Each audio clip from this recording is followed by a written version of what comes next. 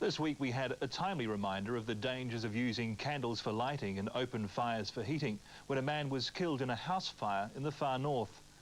Not that Lorraine Carpier needed any reminding.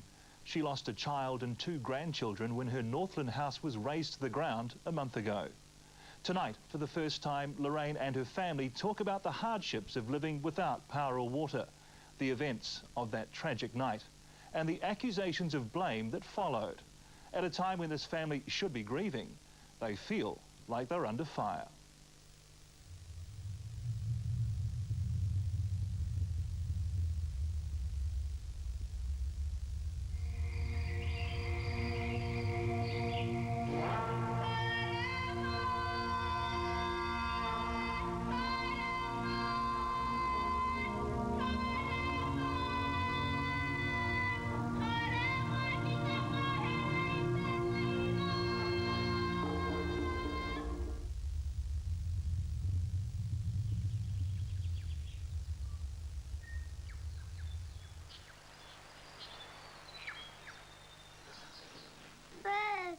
Fruit. You're wasting it. Good girl. You get the skin. At least we have 3 children to nurture, to love. Good girl. Oh, yeah, we're getting there. The night of the tragedy. And before that, there was 10 of us. Now there are 7. You know the kaupapa, you don't throw rubbish down there, baby. Lorraine Carpier with daughter Sophie and granddaughter Patience. Part of an extended family that numbered 6 children. That was until an horrific house fire a month ago that claimed the lives of 3 of them. Lorraine and her family's grieving had barely begun before the finger-pointing started. Accusations of children being left home alone. Rumours about where the parents were and why were they living in a house with no power or water. They were the life of our family.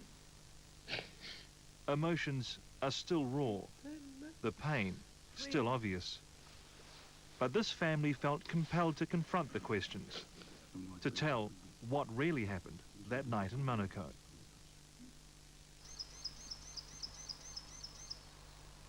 "20 minutes south of Kaitaia, Manukau Valley in the district of Hirakino. Mount Urufana, the Maunga or local treasure, looks down. Spirits outnumber the living here. Maori once lived all over the surrounding hills. Then came the kauri loggers. Now it's just a few houses, a church, and an abandoned schoolhouse. A schoolhouse that will become home for Lorraine and her family over the next few months. Clothes, bedding, food, gathered by St Vincent de Paul, donated from families who can least afford it. The family shifted back from Auckland last year. Lorraine's son Thomas had been bequeathed the family home. The 23-year-old and his partner had 3 children. Lorraine, 3 more children. Lorraine had fond memories of her parents' home and the community she grew up in. She thought moving there might bring all the family closer together. Since the death of her father 18 years ago, it had been occupied by tenants. Lorraine's father left the property to his grandson Thomas. It would be his when he reached the age of 20. Until then, it was looked after by a trustee, a local resident. But when Lorraine and her family moved back here last year to claim what was rightfully theirs, they found a property overrun, a house in ruins, money owed on rates. But most importantly, the title still hadn't been transferred from the trustee to Thomas. No title meant no way of raising a bank loan, no way of paying for the improvements needed to make the house habitable. There was no power, no water. Just about every room in the house had been trashed by the previous people that had lived there. The bedroom we slept in had holes in the ceiling. The windows were smashed, most of them were just rotting off and falling off when you touched them. It was just, you could put a pen right through the walls on the outside of the house. It was so rotten. It would have been easy to have just walked away, but Lorraine felt a bond to the property.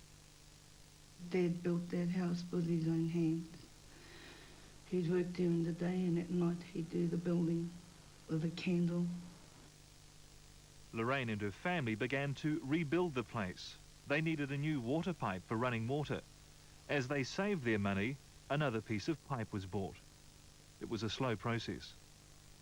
We were only living in 2 rooms when we first got there. The lounge became our cooking and living area. My mum and dad's bedroom became the sleeping area, and then as we cleaned each part of the house out, we started to move back into those rooms. And how many of you were living in the house? 10. The pine trees Lorraine and her father planted years ago have been cut down. The land cleared of the burnt remains of the house. A lone power pole still stands. Power would be the family's undoing, or rather the lack of it. The overhead supply to the house had been disconnected 6 weeks before they moved in. They were told a new power line would have to be run underground. We had to dig a trench. It was 20 metres, 2 feet deep, and we hand dug that ourselves. Otherwise it would have cost $300 to get a digger to come in and dig it out. Lorraine's daughter-in-law Sharon was also living in the house.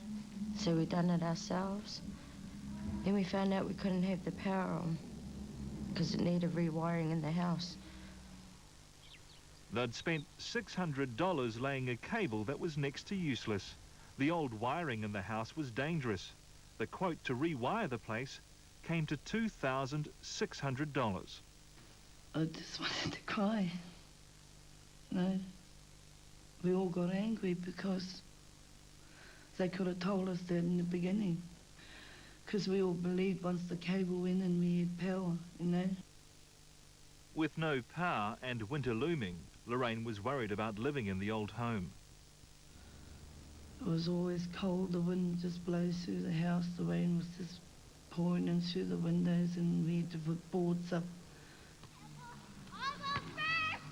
Lorraine wrote to the trustees of the very schoolhouse they now stay in, asked if her family could move in over winter. She says she never heard back. In a strange way, their plight helped Lorraine's family be accepted by others in the community. The children thrived. We were so glad to get away from the city life they'd been in, and it was like they just blended in with everything here around them. 14-year-old Luki excelled at the nearby Kaitaia College. A passion for drama and dancing soon had him on stage. The night of the fire, Luki returned from a school drama competition in Whangarei. He was all excited when he came home, but he was tired. The children were given their favourite meal of chicken and chips as the adults prepared to go out. Dishes were put away and things were tidied up, and all they had to do was settle for bed.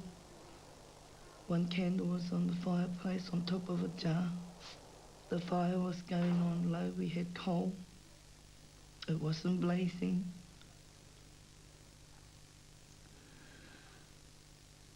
And then we left that night.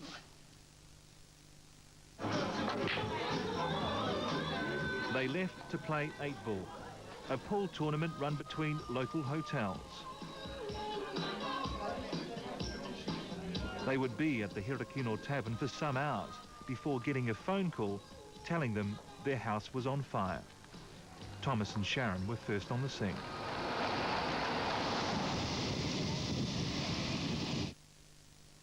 I saw the house burning. And I knew my kids were in there.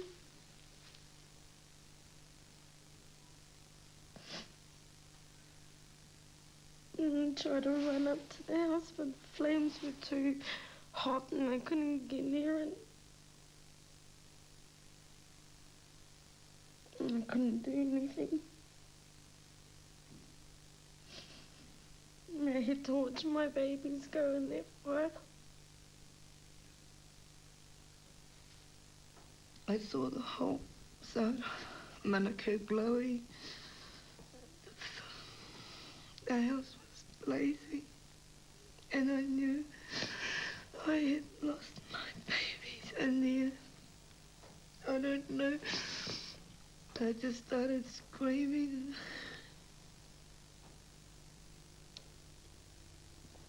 I didn't have to get there to be told. And when we pulled up at the house, I just screamed. And my son came and told me, Mum, Narangi, my brother Luki.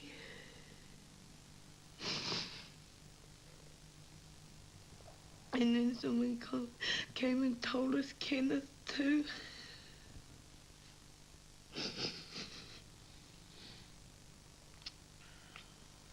By then the house was well ablaze. It was just nothing. It was just a shell.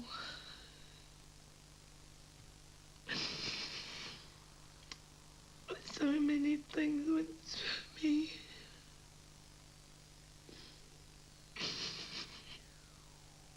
And I couldn't stop calling for them.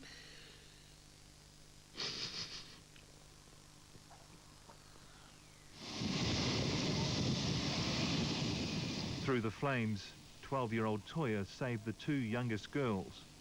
When she turned back for the others, it was too late. 3 children died. 8-year-old Narangi, 6-year-old Kenneth, and Luki.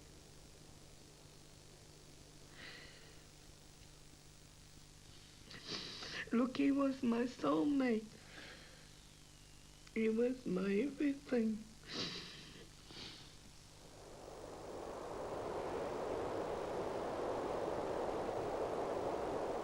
While Luki was of legal age to care for the younger ones, it was known the teenager had poor eyesight.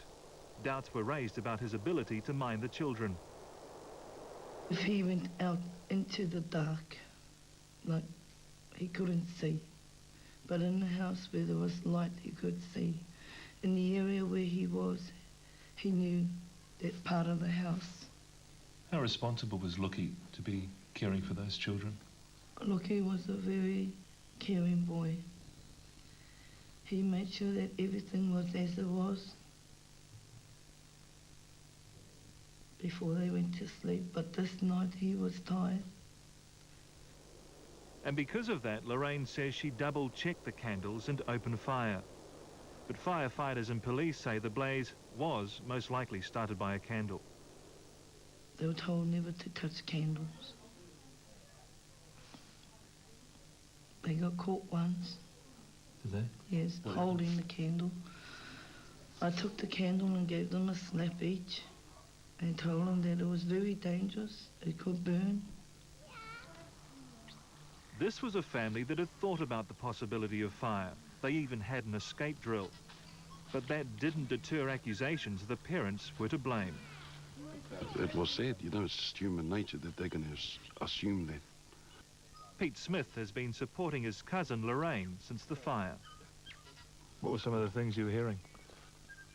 Oh, they ranged from they deserve it, to serves them right, to don't go out and leave your kids alone, to they shouldn't have been living in a condemned house. They know nothing about our life. They know nothing about our children. They know nothing at all. One night at a pub is what they're hanging over me. It wasn't the first time the children had been left at home. Lorraine says they encouraged her to get out, to take a break. So I took time out and went down to the pub. And it was just a release. of everything that we go through each day of our lives while we're living there. So a night at the pub for 8 ball was time out.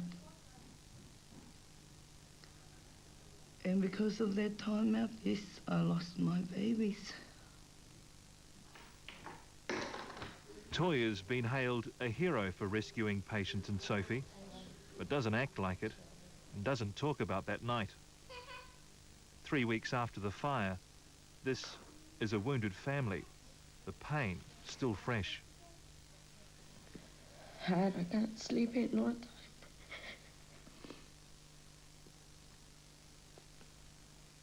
Because I keep thinking about it.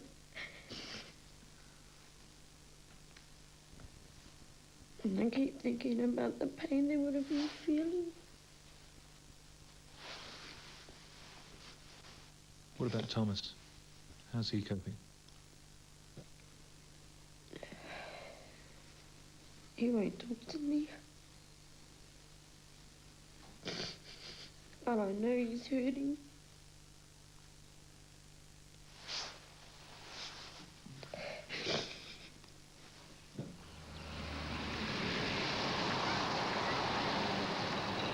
And I look at the school bus going past and I wait for them to get off and I know it's never going to happen. And after that fire, I just didn't want to know that homestead. I hated myself. I hated that place.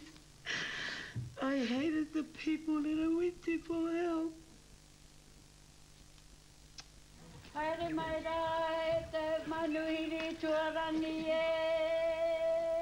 Now, every door seems open.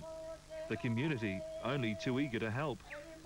And others too are joining in, like Habitat for Humanity, an international aid agency that builds homes for people in need. Help families and communities to work together. Habitat for Humanity could help in building a new home on the property. I think that's a appropriate place to have it. That's where the old man's saying to build the house. Fred Clark, the co-matua, knows where the house should go. The family aren't so sure. It's our He's co-master, Mark. pacing it out. One thing the family is certain about, they want to remain in Manukau. Our future is here in Manukau, back at the homestead, God willing. She came here with 10 in her family. She can live here with her 10 in her family. The moment she leaves, it becomes 7.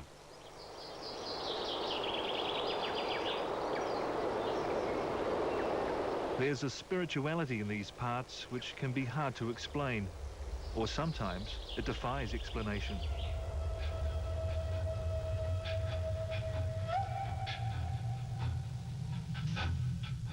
In the play that Luki was performing the day before the fire, he played 2 roles.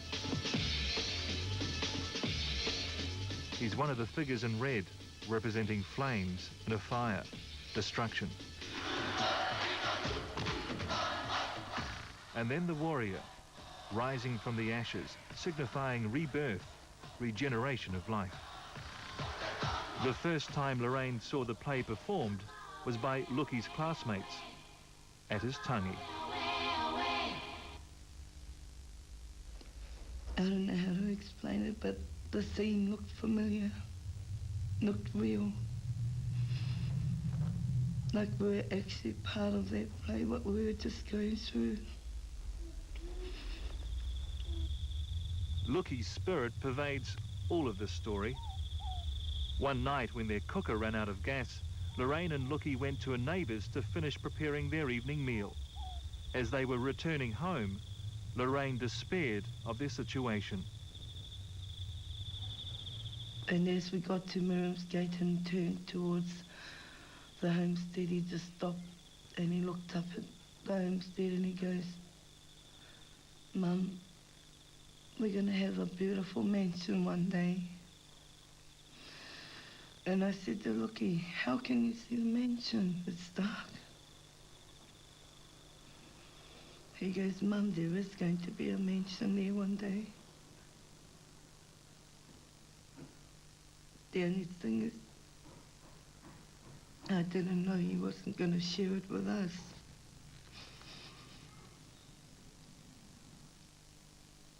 And we can now confirm that Habitat for Humanity have agreed to help in the building of a new house for Lorraine's family. If you'd like to contribute to that, there's an 0900 number to call. 0900 Habitat. That's 0900 422 48. There is also a separate appeal for the family being run by a charitable trust. Donations can be made to the Hirakino Williams Fire Appeal at any branch of Westpac Trust. Back in a moment.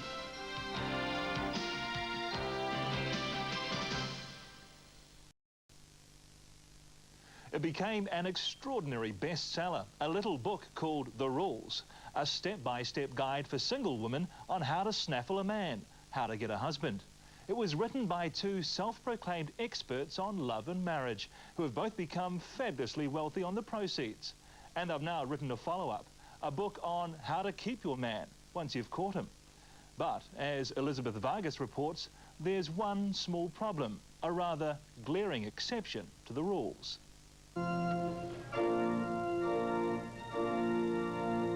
For most women, it's a dream come true. The ring, the flowers, the dress. The dreaded dating game is finally over. But relationship gurus Ellen Fine and Sherry Schneider say it's not time to sit back and relax. Women need help, they say, to make their marriages work. We're telling you what to do. We told them what to do to get him, and now we're telling you what to do to keep him. In 1995, single women went wild for their dating strategy. Their pocket guide on how to snag Mr. Right, simply called The Rules, sold 2 million copies and became a publishing phenomenon. We're just about to start our seminar, so what are your questions? Okay. Not bad for a stay-at-home mom and a freelance writer who admit they got the rules from Schneider's grandmother. With tips like grow your hair long and hike up your skirt, the book was printed in 27 languages and spawned a $1 million industry. With a slick website and even a line of lipstick, The Rules became a brand name. Do you want a husband? Yeah. No. The authors are still mobbed at book signings, and their $50 an hour advice seminars are standing room only. Do you know what it is? You didn't do any of the rules. You just have to do the rules. Their dating Bible was simple and strict. Follow the rules, never deviate. They became famous for using their own marriages as absolute proof that the rules really work. Something one of the authors may now regret. Like, I'm married 12 years. Like, I got married a while ago. Like, when we met our husbands, we thought to ourselves, wow, isn't he cute? But even from the start, many thought the rules were a joke. Yeah. Ladies, you gotta get the ring. Get the ring. Get the ring, ladies. You gotta go for the ring. The rules have been called crass manipulation, retrograde drivel, and a reductive view of women as gold diggers and men as gullible idiots waiting to be trapped. You know, people that say those things have not read the book. This book is about self-esteem. It's not that you're trying to be fanatical, it's that you have a life. This woman says it worked for her. She calls herself a rules girl. So, why are you in silhouette today? Because you really don't want people to know that you followed a book to find your husband. Why not? Because it's almost like you have like a strategy. But you did have a strategy. Yeah. And it worked for you, you think? Definitely. Playing hard to get really works. Last year, she was invited to go on vacation with her boyfriend. She followed Book 2, Rule 32, don't go away together. A week later, she got engaged. You think that if you got on vacation, he wouldn't have asked you to marry him? Yeah. Because what's his rush to marry me if he knows he can go on vacation with me and see me for a week in a row and see me whenever he wants? As for the new book called The Rules for Marriage, it details 43 edicts that read like a script from Leave It to Beaver. One of your rules is a key to a romantic evening is to pretend you're in a toothpaste commercial and smile, smile, smile. Right. And it sounds terribly forced and fake. It works so well. It works so well. Rule number 9, let him win. Rule 17, speak softly. And Rule 23, do things you don't want to do. Okay, 23 should be highlighted. Do things you don't want to do. Yes, that's a If big he one. likes the mail in his newspaper left on the table in the foyer, not on the kitchen table, leave it there. Men feel more at home when Yes. domestic things are That's done a very certain important. way for them. Yes. Really? Yeah. The doing the things you don't want to do and being nice when he doesn't deserve it, that's what marriage is truly about. Meet Lois, Jen, Renee, and Amy, 4 happily married women who take part in a monthly book group in New York. We gave them a copy of The Rules for Marriage to review. I think the problem with this book is that it teaches women to put their needs secondary from start to finish and never put themselves first. It's almost like a brainwashing, you know, as long as he's happy, then you're going to be happy too. The working mothers in the group particularly winced at rule number 7. Give him 15 minutes alone in his lazy boy chair when he comes home, even if he shows up late. Maybe you had to rush home to meet the babysitter or to get your kids out of daycare. It's the worst part of the day, and he comes home an hour late, and you're going to be totally fine with it? And give him 15 minutes on top of it. So what do men think about all of this? The husbands joined us. It was kind of ridiculous. It really seemed like the book is a goof. It kind of suggests that men are shallow and that men don't appreciate these kind of more rich, you know, relationships. It's not what men say, it's how they behave. This is like asking a man, do you believe in push-up bras? And he'll say, no, I like my wife's natural breasts. Meanwhile, every time a woman with a push-up bra walks across the room, he's staring at her. And keep in mind Rule 18, make your husband think he is making you happy. You understand this sounds like a Stepford wife with a lobotomy. It sounds as if, do you ever hear the saying, act as if, you know, we all smile during things when we don't want to, and every minute of your marriage, you're not going to want to smile. Just follow these rules and you'll have a happy marriage. Well, not exactly in Fine's case. All while writing the rules for a happy marriage, Ellen Fine was getting a divorce. What happened to the rules in your case? Which is the one where you're supposed to go out on Saturday night? Meaning? I just basically, with all the craziness that went on in the first book, I just was too tired. So in that case, maybe the rules started to slip a little bit. If you're trying to say, did I slip with the rules, I'm not here to talk about whether I slipped with the rules or not. She kept the news from her publisher for a year and kept writing the book with Schneider. Do you think that your credibility has been compromised? I don't think it ruins my credibility at all. I totally 100% believe in the rules, and I believe in the rules for marriage. Jamie Rabb is a publisher at Warner Books. She found out about Fine's divorce when a reporter called her office. The book had been finished, and we thought everyone knows about it. It was important to go ahead and publish the book as we planned. Do you have a bit of a public relations problem on your hands? You know, a lot of people thought we did, and I never did for some reason. Would you have changed anything about this book deal if she had told you sooner that she was getting a divorce? Would I would have obviously had some pause. How can you put forth these rules when your marriage is not working? You didn't wait to tell your publisher because you were afraid it might jeopardize your book deal? Eventually, it would have to have come out. And I have to be honest, I live in a little area in the suburbs, and we wanted to keep it private. But it may be too late to reconcile with the public. If someone were to write a diet book and said, only eat this, and then after 20 years of eating that fell over dead, you might suggest that, guess what, that probably may not be the recipe for success. The authors just see this divorce as the one exception to the rules. Those who think that Ellen's situation is going to be the end of the rules are going to be very disappointed, because we have a gift for helping women with dating and marriage, and that is going to continue regardless of what happens in our personal lives. And if that doesn't work, see Chapter 41, Divorce with Dignity.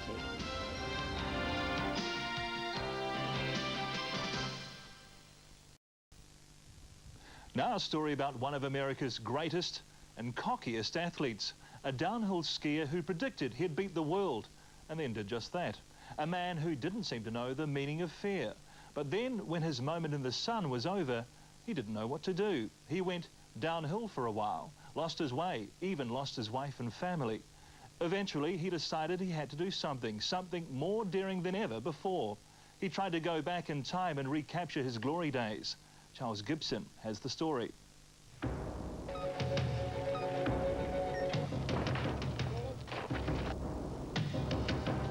The downhill in skiing is the most dangerous event in sport.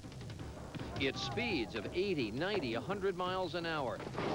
The downhill racer is barely on the edge of control, always on the edge of disaster.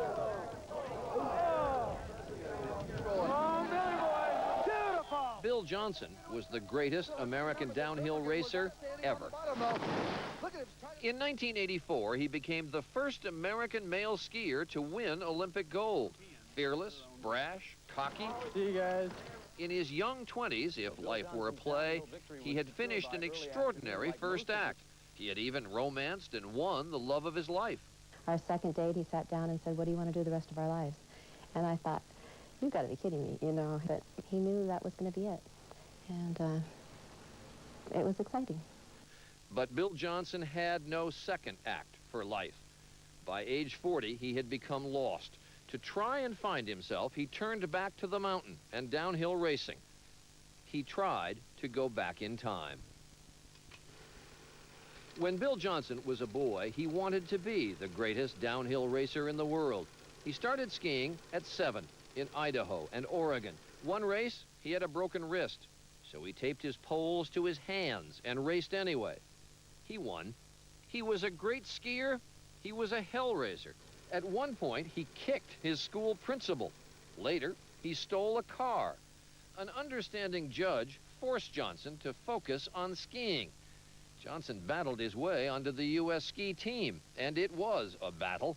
His supreme confidence offended as many as it endeared. But he was too good for the team to ignore. Johnson's old friend, John Creel, they raced each other as kids. I asked him, I said, don't you get scared at the top, you know, when you're at the top of the downhill? He goes, no, never have. I'd say he's about as confident as anybody I ever met. Either that or crazy. In 1984, before the Olympics in Sarajevo, Johnson had won only one major international race. Still, he confidently predicted he'd win the gold. Bob Beatty, U.S. coach and TV skiing commentator, was there. Well, of course, the Europeans think that they own the sport. And for all practical purposes, they have. And all of a sudden, here came Johnson along, and he was going to predict even before he got there that he was going to win. They didn't like it very much. Here is a hotshot American to come wandering in and had a lot of nerve. It's going to be very, very close down here, Frank. Can he do it? Yes, he has. He's got it. Johnson has taken the lead for Zurbriggen. Bill, congratulations. We're all really proud of you. That was a great job. Thank you. I'm number one. Bill Johnson shocked the world. No American man had ever won gold in Olympic skiing. Bill Johnson did. He was a hero. There were magazine covers, endorsement deals, TV shows, even a movie of his life. Heady stuff for a 23-year-old, and Johnson wanted it all. In 1986, he met a young woman named Gina Ricci. Our third date, he flew me out to Aspen, and he just started introducing me as his wife. I said, well, this is our third date. Within a year, they were married and on the road, traveling the glamorous World Cup circuit at the most beautiful resorts in Europe and the U.S. But on the mountain, Johnson could never regain his 1984 form. There were nagging injuries, and he never did much like training. 4 years later, he was off the Olympic team. It was tough for me the last few years because I was... Soon after that, he was out of World Cup skiing altogether. Bitter disappointments. And in his personal life, devastation. Bill and Gina lost their first son, 13-month-old Ryan. He drowned in the family hot tub. It was a horrible incident. We were all there, which is hard to believe that, you know, everybody can be in one house and you can lose a child so in such a quiet manner. Bill and Gina had 2 more boys. But for a skier who craved speed, well, the slower pace of everyday life didn't wear well. Johnson had trouble settling on one job, one profession. His best friend, Joe Weber. Give me the adjectives that you might use to describe Bill Johnson. A good friend if he likes you. Sincere, confused, searching. These are words that describe Bill then and now. Bill Johnson. He skied old-timers races. For a time, he built houses. He even tried to get on the golf circuit. The family kept moving, living for a time in an RV. Money got tight. The relationship faltered. Was it a tough breakup? Oh, yes. I would say, besides losing my son, it was the hardest thing I ever went through. And it still is. Still love him? I do love him. They divorced in 1999, and Bill Johnson was at rock bottom. He was heartbroken. He'd lost the boys. There was no job. there was no real home. And then he had a wild idea. He goes, I'm going to make a comeback. And he was standing in the doorway licking an ice cream cone with it dripping down the front of his shirt. And I said, oh, you are, huh? I said, you got anything left? And he goes, yeah, I got plenty left. And I go, Bill, what do you need me for? And he said, hope. Thank you. He said it would be the comeback of the millennium. And you can see the appeal to Johnson. He wanted things just the way they were in 1984. He told me that he felt like it was the way of getting us back. Gina wanted to tell him no. There was too much danger. But telling Bill Johnson no never had much effect. Johnson thought he was ready to write a happy ending to the second act of his life.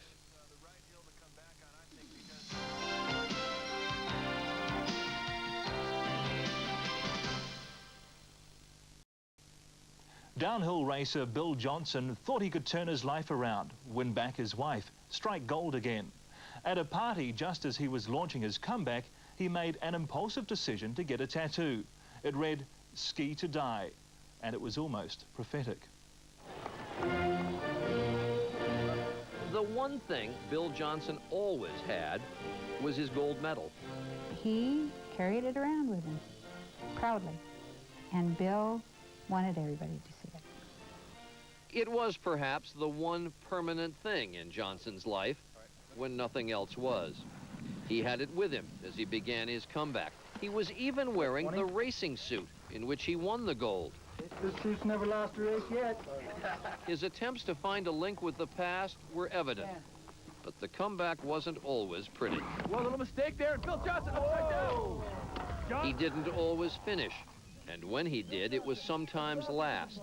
Johnson's time, Annie, is just under 10 seconds slower. Still, as he slowly skied himself back into shape, the old confidence was there. I know I can make it down to the bottom.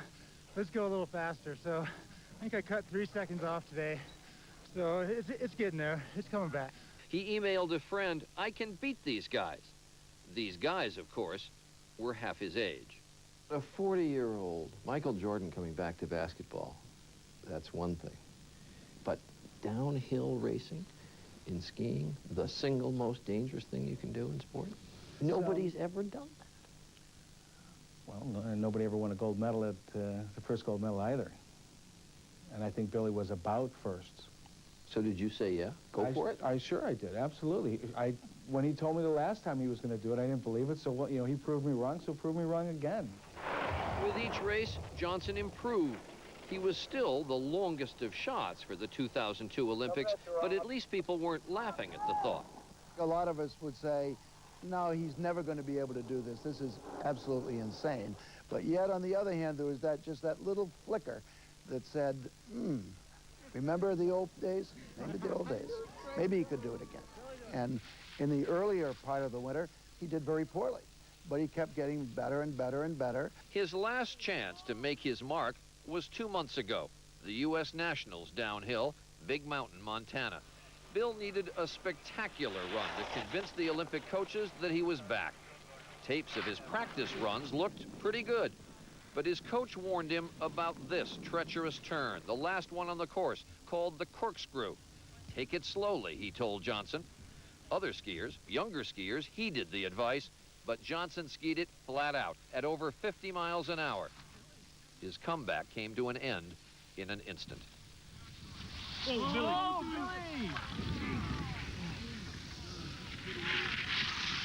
Oh, God, I hope he's all right. Witnesses say they heard Johnson whisper, "Help me." An emergency tracheotomy was performed on the mountain. Johnson was choking to death on his own blood. He had almost bitten through his tongue. That proved the least of his injuries. He was airlifted off the mountain to Kalispell Medical Center, luckily just minutes away. I was very concerned about his ability to recover or even survive this injury. Neurosurgeon Robert Hollis performed the emergency brain surgery on Johnson. He suffered a very high energy injury that was sufficient to crack the base of his skull, as well as tear veins that were going from his brain. A 4-inch section of Johnson's skull had to be removed to allow room for brain swelling. Johnson also had a collapsed lung, and he was in a coma. Was it expressly said that he might very well die? Yes, that he was being held on by life support until we were able to say goodbye. What'd you tell the boys? I told them that Daddy had had an accident and that we needed to go and be there for him. And how did he look when you saw him? He looked really bad, and it was very similar to seeing my child, because my child was on life support. Johnson survived, though it would be weeks before he emerged from a coma, before he could be medevaced out of Montana to be near his family in Oregon. He was brought to the Providence-Portland Medical Center. Hey, Bill, look up here. Less than a month ago, Johnson couldn't raise his head to see himself in a mirror. Very little response. Look, the boys painted or colored for you. His two sons brought him pictures they'd colored. Very little recognition. He has been constantly surrounded by friends, family, his ex-wife Gina, his stepfather Jimmy Cooper. The fiercely independent athlete is totally dependent on others for everything. But in recent days, great progress. Johnson's first steps came with a wink just more than 2 weeks ago. There you go, step boy. As did his first words. I'll be right there. I'll be right there. Right back on skis, perhaps. Sister. All right, here we go. All right, walking at the beach.